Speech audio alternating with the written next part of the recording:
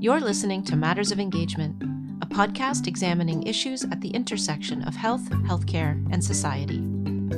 I'm Jennifer Johannesson. And I'm Emily Nicholas Angle. As part of our continuing series in engagement in health policy, this episode gets deep into the weeds. Our discussion today is more like a case study, exemplifying all of the thorny questions we ask about public or patient involvement. Now, I love this kind of discussion because it doesn't get caught up in some of the questions like, should we or shouldn't we, or how should we do it better? Instead, we're going to step around some of these logistical questions and contemplate concepts around legitimacy. Right. It's a word with a lot of complex ideas embedded in it. And in this conversation, we're looking at it from a number of angles. And we'll get to definitions in a second. Let's first explain the context so we're all on the same page. Okay, great. Our guest is Katherine Boothe. She goes by Katie. Right, Katie. Katie is an associate professor at McMaster in the political science department and a team member in the Public Engagement in Health Policy project. She wrote a paper called Redefining Legitimacy in Canadian Drug Assessment Policy, comparing ideas over time, published in 2021. Okay, so what is drug assessment policy? Here, we're referring to the process that determines which pharmaceutical drugs will be paid for by funding programs at various levels of government. The programs have qualifying criteria and a process by which they determine certain drugs that are eligible for reimbursement. And this process is overseen by drug advisory committees, made up of healthcare professionals, epidemiologists, health economists, and other technical experts, and more recently, members of the public. Yes, and Katie's research is specifically looking at the Ontario drug assessment process, as well as the Common Drug Review and the Pan-Canadian Oncology Drug Review, which are both pan-Canadian processes. Since 2006, each of these drug advisory committees have included patients or members of the public, and it's in this context that Katie wanted to better understand how adding lay members may affect ideas of legitimacy. Okay, so that leads us back to the definition of legitimacy. Basically, Katie's research explores the degree to which public engagement is recognized as making a valid contribution to a policymaking process that typically relies on economic and scientific evidence. Yeah, so from there, we can ask questions like, how does contribution from the public sit alongside other types of information and evidence? And how is public input seen to affect the outputs of a typically very technical process? In other words, does adding lay members to these kinds of committees increase or reduce people's trust that these processes will produce the so-called right results? Katie's work doesn't answer those exact questions, but her work does get us closer to homing in on some of the tensions and complexities. Well, let's turn it over to Katie now. As usual, our guests do a better job of explaining their work than we do. We asked Katie to summarize the goals and the context for the paper. The paper is asking about how and when people's ideas change with their ideas specifically about public and patient engagement in drug assessment, in this case. And I was interested in this because the introduction of public and patient engagement to Canadian drug assessment starting in 2006 was a big change to these institutions, which had previously only been made up of people I categorize as technical experts. So clinicians, health economists, sometimes health ethicists, and they formed these independent bodies who applied the methods of health technology assessment to consider the clinical effectiveness of new drugs and also their cost effectiveness, and then make recommendations to public drug plans in Canada about which drugs should be publicly funded for those limited groups of people who have access to public drug insurance.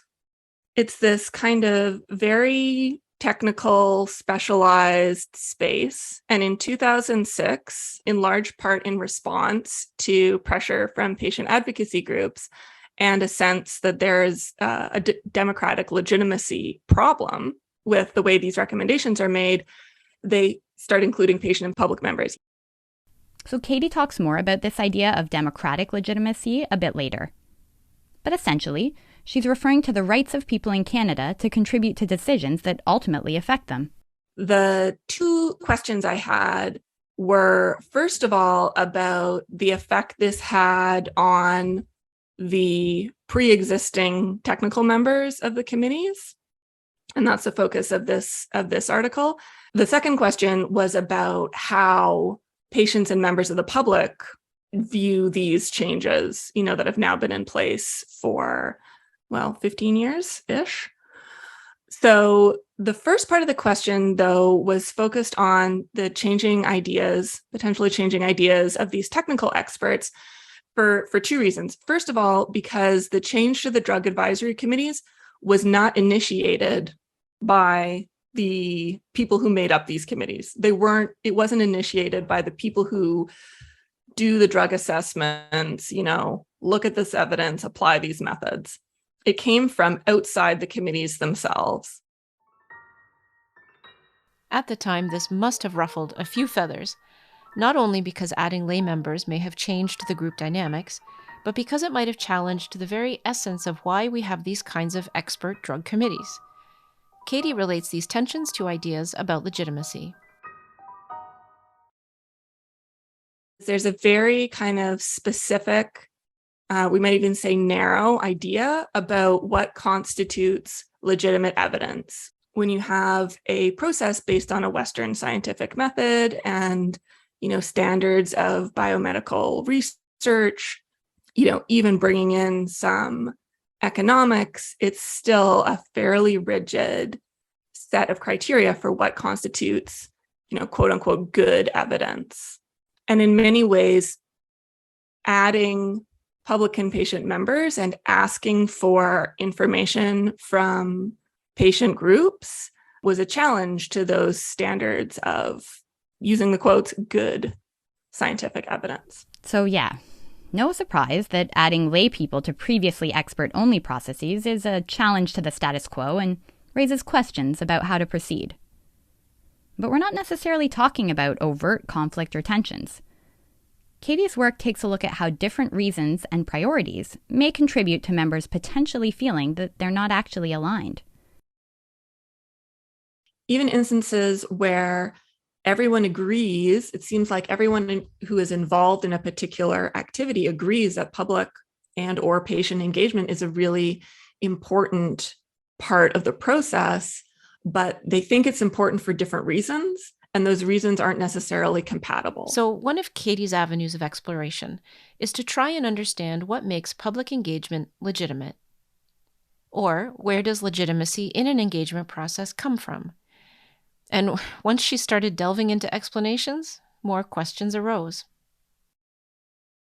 This is something that's been the subject of lots of interesting research and different ways of describing where, for example, legitimacy comes from in a patient engagement process. Does it come from the process itself, the way the process is designed? Does it come from the outcomes of the engagement activity? Does it come from who is involved, like having the right people at the table? Is that what produces legitimacy? So there's different kinds of ways of thinking about where legitimacy comes from. For Katie, a good starting point in thinking about legitimacy is to consider, why do we involve patients and members of the public in the first place? One reason that you might involve them and us is because they have a right to be there. You involve them for democratic reasons, because it's important that people who are affected by a decision are provided with an opportunity to contribute to that decision.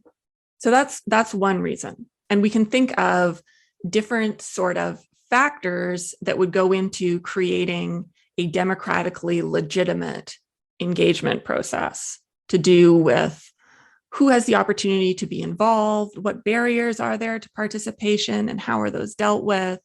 What sort of opportunities do people have to make their voice heard, and are those kind of meaningful and appropriate?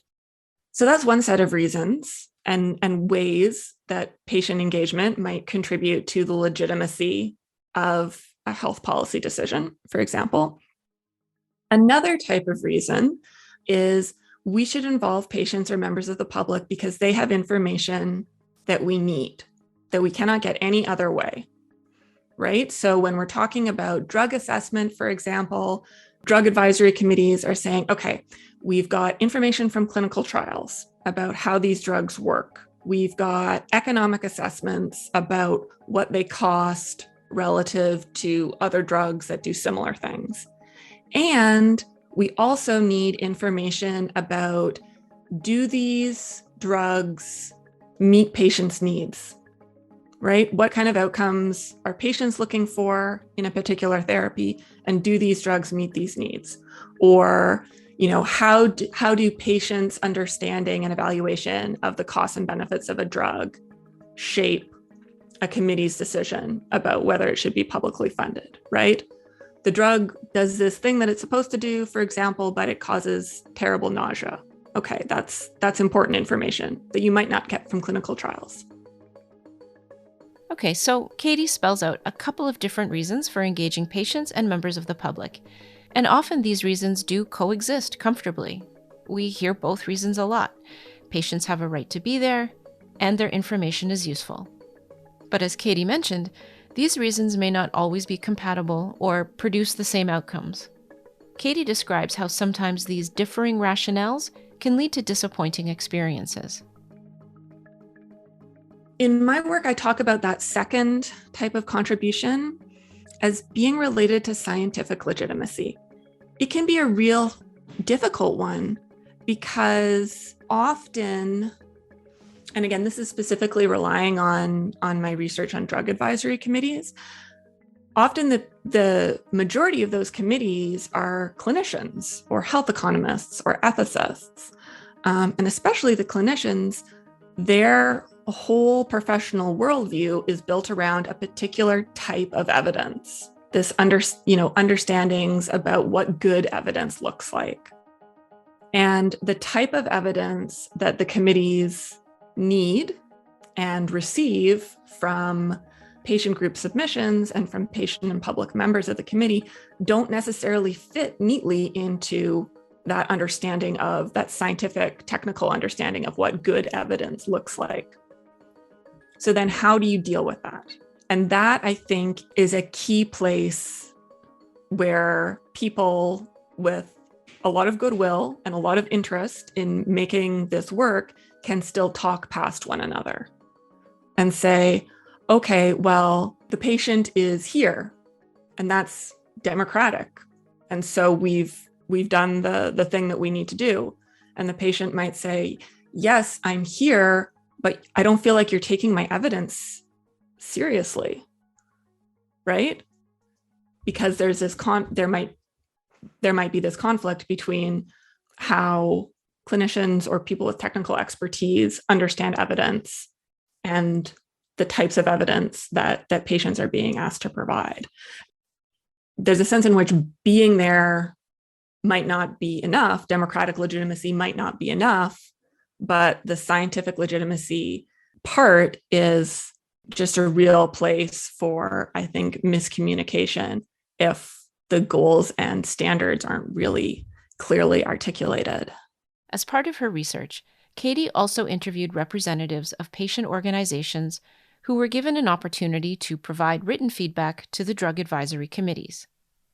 Now, these representatives weren't lay members of the committees, but rather members of the public who were part of patient advocacy groups.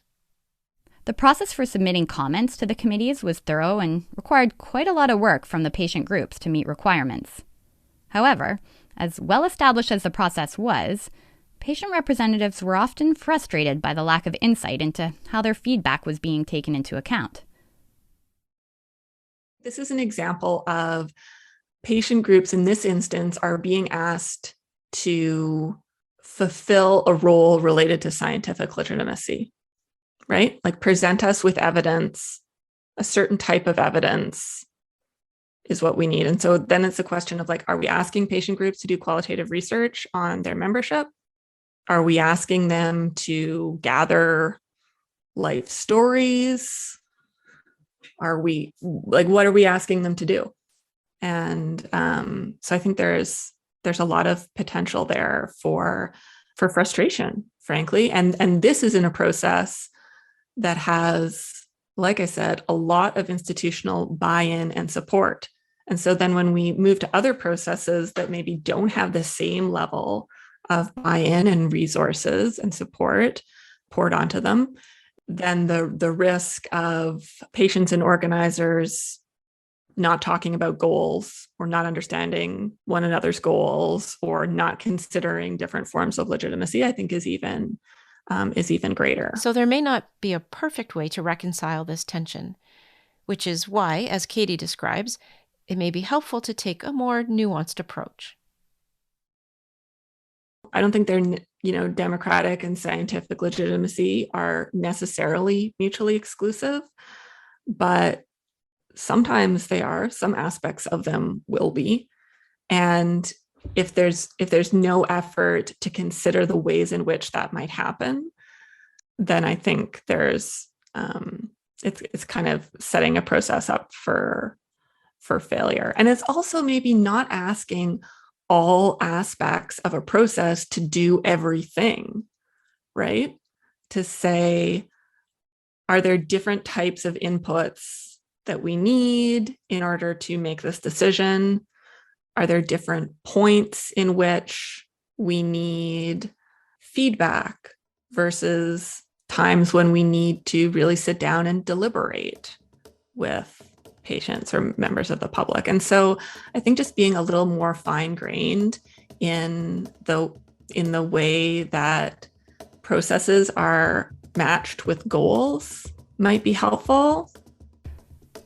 So we've talked about legitimacy of engagement generally and considered democratic and scientific rationales for engagement. So we can see that there are different reasons why people think it might be important to engage the public. And if we can articulate that better, we might have less frustration. But that's not quite the end of the story. Not only does public input represent different kinds of legitimacy, but that legitimacy can have different audiences. In other words, we have to consider how different stakeholders view that legitimacy. The paper suggests that there are probably different audiences for legitimacy. In the case of drug assessment, we might ask, is patient and public involvement legitimate in the eyes of technical members, which is what this paper was focused on. And I think that that's important because at the end of the day, the technical members of the committee are really the ones who are responsible for implementing public and patient involvement. The committees are independent, and the way the process happens in the committee is the responsibility of the committee members.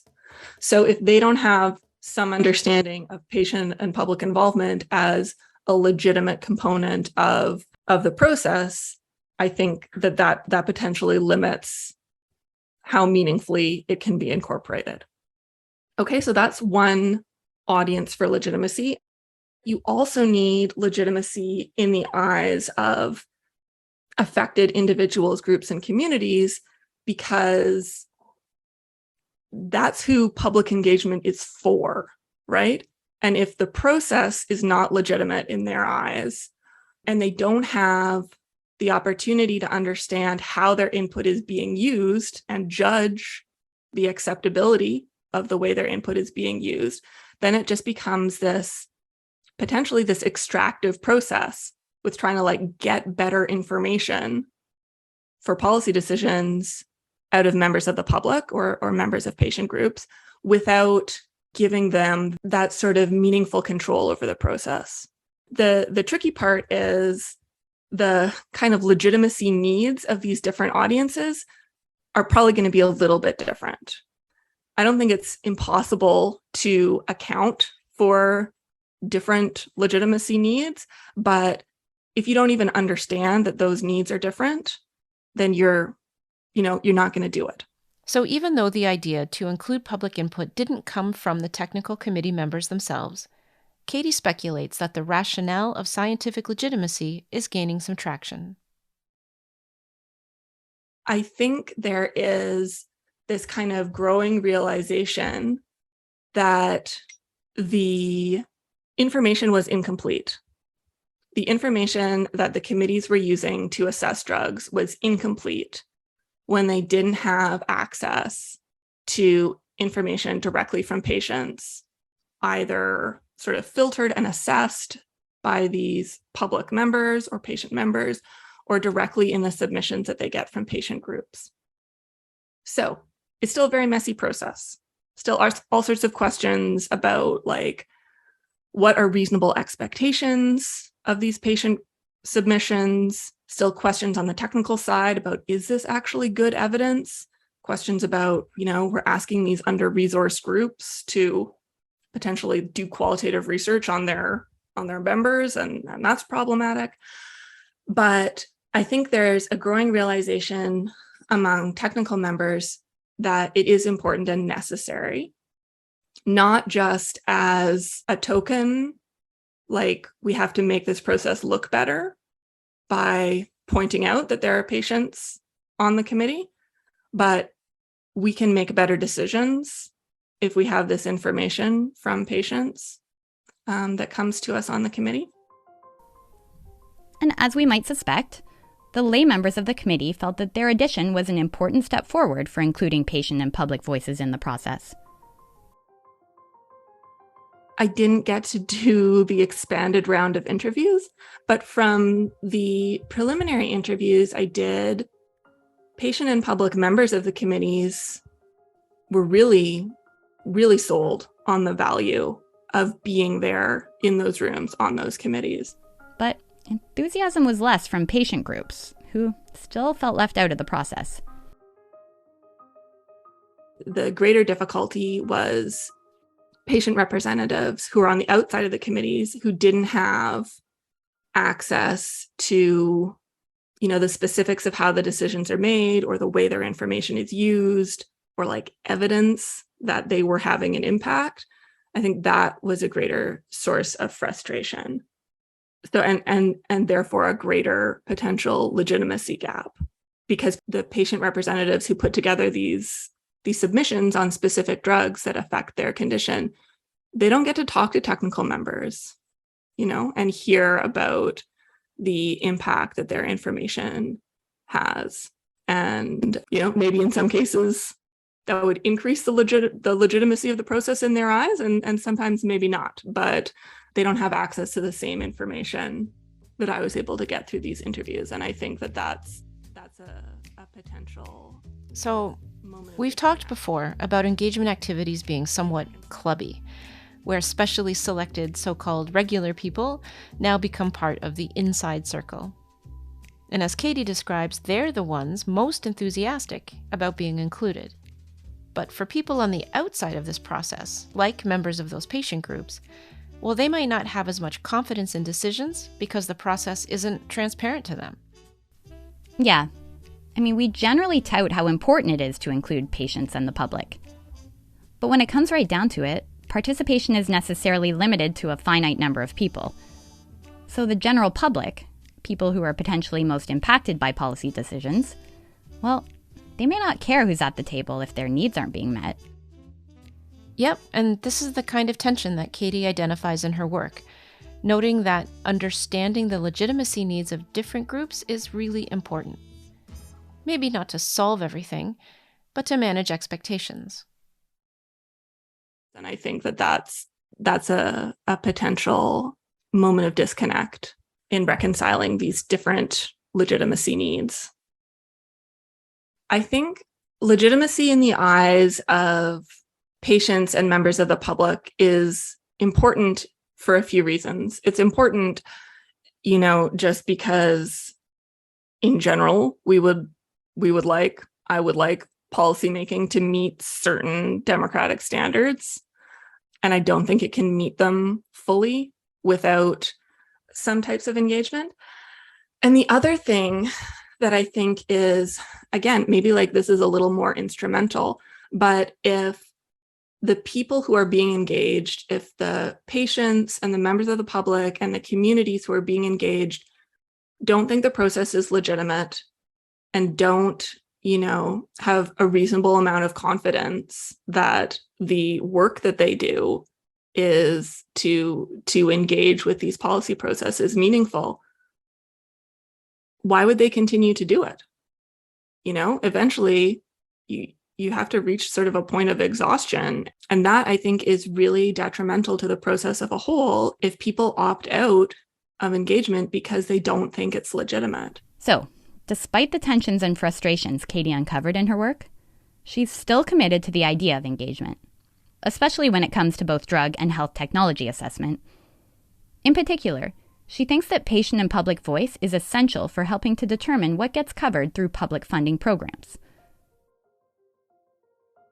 I gave you the research story of why I think this particular type of engagement is essential. So maybe I'll give you the personal story too. Katie's daughter has type 1 diabetes and now wears a continuous glucose monitor. It allows her parents and other caregivers to keep track of her glucose levels in real time. She wears a little device on her body. It measures her blood sugar in 5-minute intervals and sends it to her phone, and also sends this blood sugar monitoring information to my phone, to my partner's phone, when she's at school, to her And this means her phone. daughter doesn't have to constantly disrupt what she's doing to get her blood tested.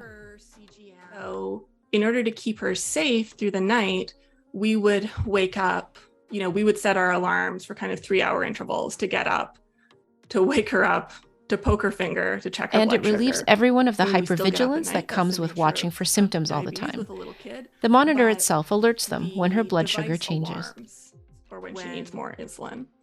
So it changed our lives when she was tiny, and it also now supports her independence as a 7-year-old because she can play The device is soccer expensive and at the time was not covered by public funding. So Katie got curious and researched the assessment history of the device. So little device, very important to our lives, also very expensive. I read the rationale for not extending Katie public discovered funding. that it had been rejected for coverage because it wasn't found to sufficiently improve A1C levels, which is a diagnostic marker measured in the blood. But the rationale in Ontario. So an important measure, but in no way captures all the other impacts of living with diabetes. If you ask any parent of a little kid with type 1 diabetes, what is the value of a continuous glucose monitor to them, they're probably not going to say lower A1Cs. I think the only way you could capture this would be asking people who live with diabetes or asking people who care for people with diabetes, because there's no randomized control trial that captures the value of not waking up for 3 finger pokes a night. So, one of the things we talk about on this podcast is whether any particular individual experience should inform policies and decisions that potentially affect a much larger number of people. So Katie's story opened up a huge conversation for us, and we weren't sure we wanted to include it. In this case, though, we thought that Katie's story illustrates how policy priorities and individual interests can differ, maybe even conflict. Reducing the number of deaths is one legitimate way to ration or distribute funding. And this is probably what they were assessing for with the glucose monitor. But for people who actually live with diabetes, this measure just may not be sufficient. So Katie's story here really captures this tension. Right. The question this brought up for us is certainly not whether her concerns are relevant, but whether engagement is an appropriate, or at least sufficient, intervention to surface this kind of information. What about other forms of research that actually study patient preferences or patient-reported outcome measures? Yeah, that's a good question. It's certainly one that I started to get a sense of there, with the idea that you could make patient evidence or information more legitimate by fitting it in to a more traditionally scientifically acceptable box. So, yeah, Katie has a point. Understanding patient preferences through research is considered more scientifically acceptable and therefore more legitimate. And I do find myself thinking, well, what's wrong with that? Now, I agree it would be ideal if funding assessments took a variety of factors into account, but I personally would trust a process more if I thought it adhered to a scientific approach and wasn't overly influenced by select individuals who happened to be on a committee at the time. Katie's work acknowledges exactly that tension. Prevailing ideas of legitimacy come from scientific methods. Inserting members of the public into the mix potentially upends all that. My hunch is that it's not an either or question or answer. It's a both and question for a couple of reasons.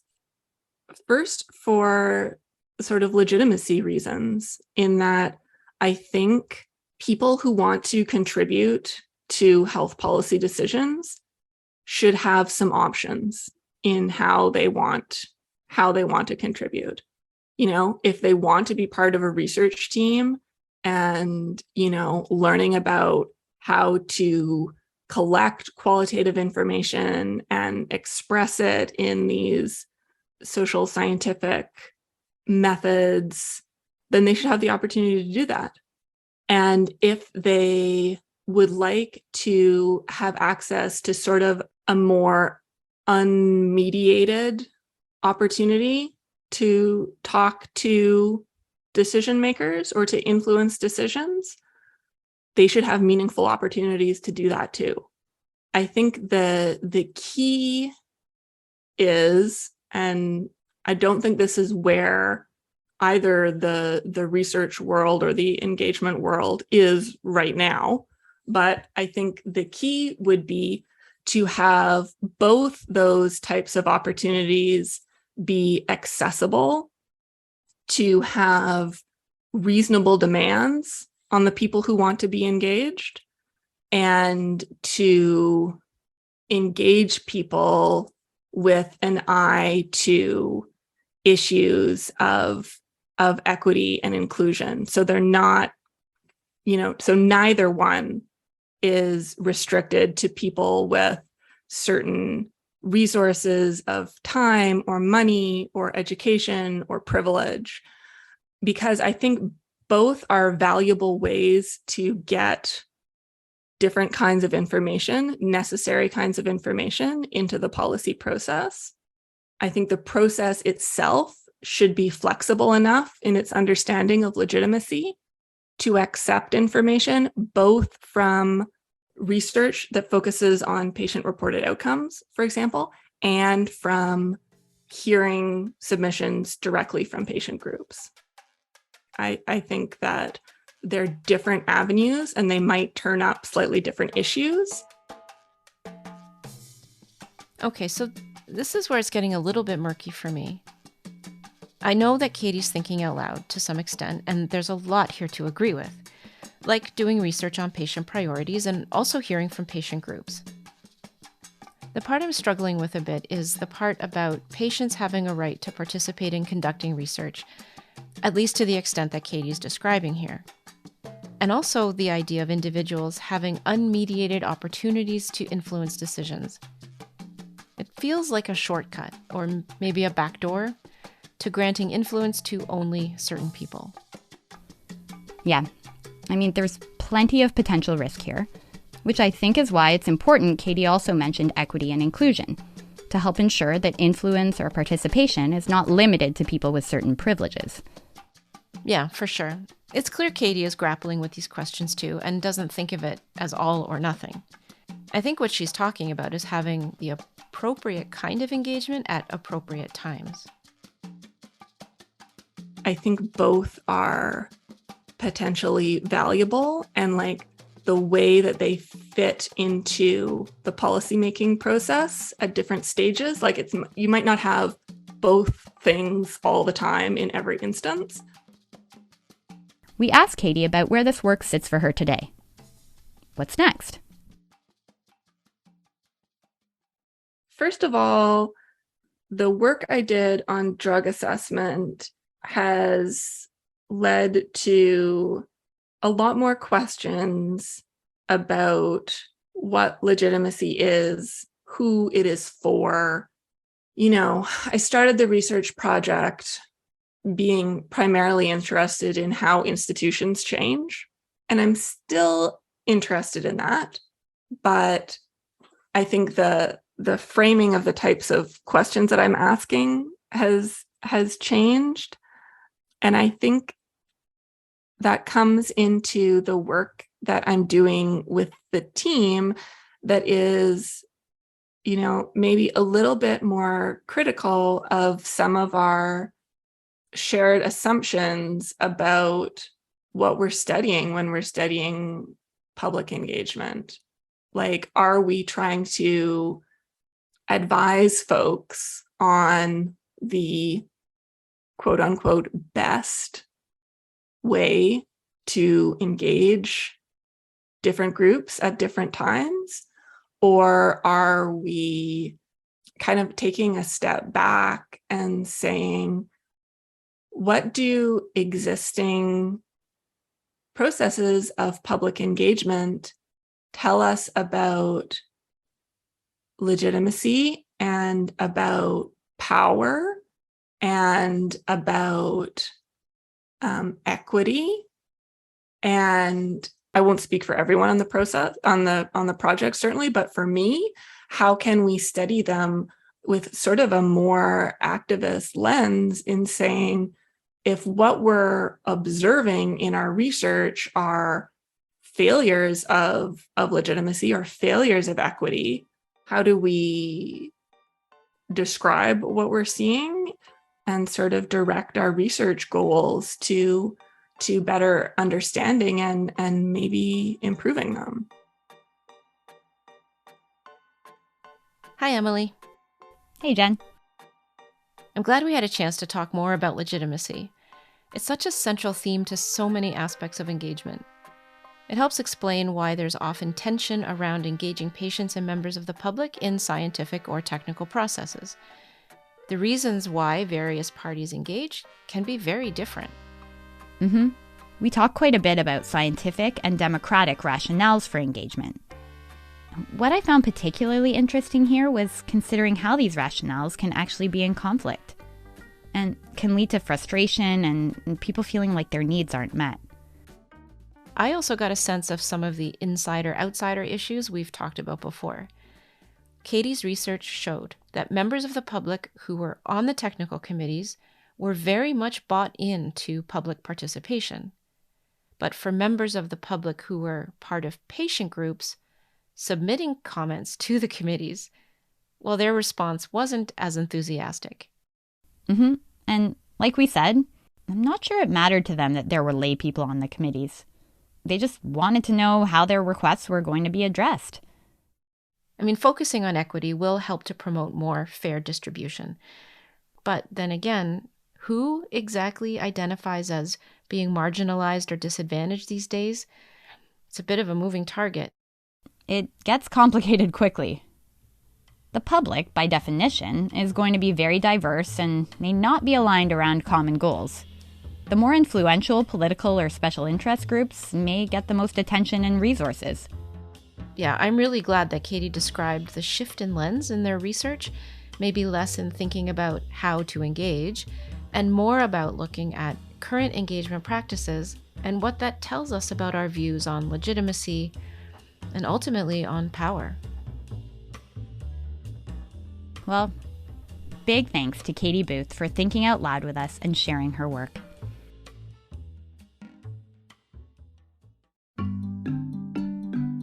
Matters of Engagement is written and produced by Jennifer Johannesson and Emily Nicholas Engel. If you have feedback, ideas, or just want to say hello, please get in touch through our website at mattersofengagement.com. This series is supported by the Public Engagement in Health Policy Project, which promotes research, critical reflection, and dialogue about engagement issues that have a health and health policy focus. Learn more about this Future of Canada project at engagementinhealthpolicy.ca.